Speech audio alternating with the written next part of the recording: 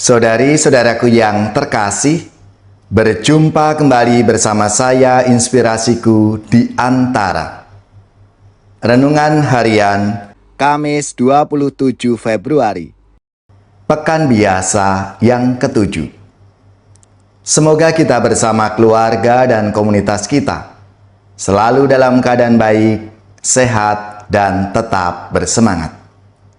Marilah kita bersama-sama mengawali renungan kita dengan tanda kemenangan Kristus. Dalam nama Bapa dan Putra dan Roh Kudus. Amin. Allah Bapa sumber kehidupan, penyertaan-Mu membawa kami senantiasa mempunyai pengharapan. Jauhkanlah kami dari belenggu harta duniawi, dan tuntunlah kami untuk mengejar harta surgawi. Dengan pengantaraan Yesus Kristus Putra-Mu Tuhan kami, yang bersama dengan Dikau dalam persatuan Roh Kudus, hidup dan berkuasa, Allah sepanjang segala masa. Amin. Dalam nama Bapa dan Putra dan Roh Kudus. Amin. Inspirasi kita hari ini dari Injil Suci menurut Markus, bab 9, ayat 41 sampai 50. Marilah kita siapkan kitab suci kita masing-masing. Kita akan membaca bersama-sama lalu merenungkannya. Pada suatu hari, berkatalah Yesus kepada murid-muridnya, "Barang siapa memberi kalian minum secangkir oleh karena kalian pengikut Kristus, ia tak akan kehilangan ganjarannya.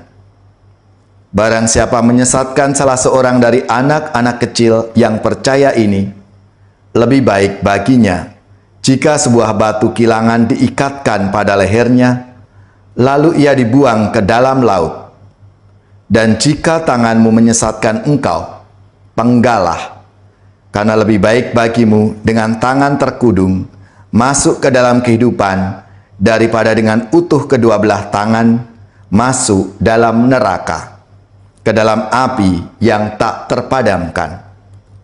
Dan jika kaki menyesatkan engkau, penggalah, karena lebih baik bagimu dengan kaki timpang masuk ke dalam hidup, daripada dengan utuh kedua kakimu dicampakkan ke dalam neraka.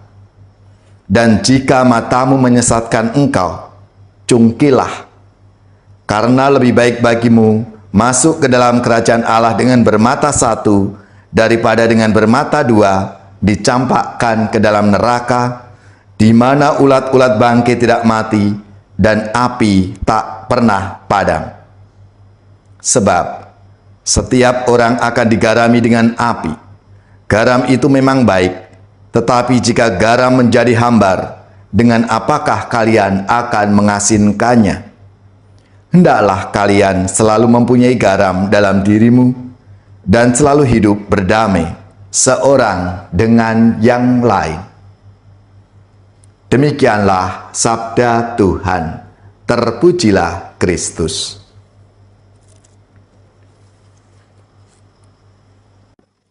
Saudari-saudaraku yang terkasih, dalam sabda Tuhan hari ini, Yesus berpesan kepada kita, "Jika kekayaanmu menyesatkan engkau, tinggalkanlah."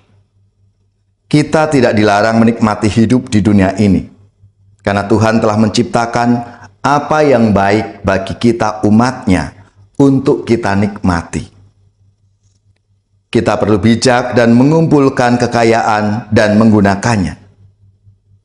Bagaimana kita mengetahui bahwa kepemilikan dan penggunaan harta benda kita ini masih relevan kepada Tuhan? Sudah saatnya kita bertobat, meratap, dan menangis jika kita memperoleh kekayaan dari hasil yang tidak jujur, jika uang kita lipat gandakan karena riba, jika usaha kita merusak lingkungan hidup. Mungkin kita berkata, "Saya ini orang sederhana, orang miskin, jadi sabda Tuhan hari ini tidak berlaku bagi saya." Saudari-saudaraku yang terkasih, Tentunya sabda Tuhan hari ini untuk kita semua. Kita perlu bertobat, meratap dan menangis karena mungkin kita telah bersikap tidak adil dalam hidup kita. Kita seringkali iri hati, kita malas, dan kita tidak jujur. Harta benda bisa menyesatkan kita, baik yang kaya maupun yang miskin, baik umat maupun kita pemimpin agama, baik orang tua maupun anak-anak. Maka kita perlu mawas diri. Jangan sampai harta benda membutakan mata kita, sehingga kita tidak bisa melihat, kita tidak bisa peduli terhadap saudara-saudari kita yang sungguh menderita dan membutuhkan uluran tangan kita. Maka marilah, saudari-saudaraku yang terkasih, melalui sabda Tuhan hari ini, kita diajak untuk menjadi pribadi-pribadi yang penuh kasih. Pribadi-pribadi yang siap untuk peduli dan berbagi.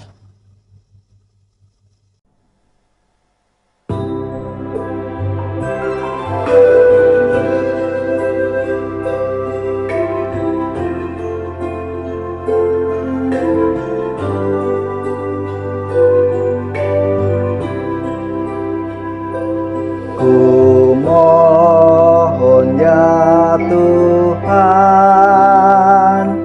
buka hati hamba, buatlah hamba mampu mendengar sabdamu. Gemakan ya Tuhan lagu panggilanmu, supaya jiwaku mengidungkan perintahmu. Tiuplah nada sabda sangkakala, supaya umatmu melaksanakan sabdamu.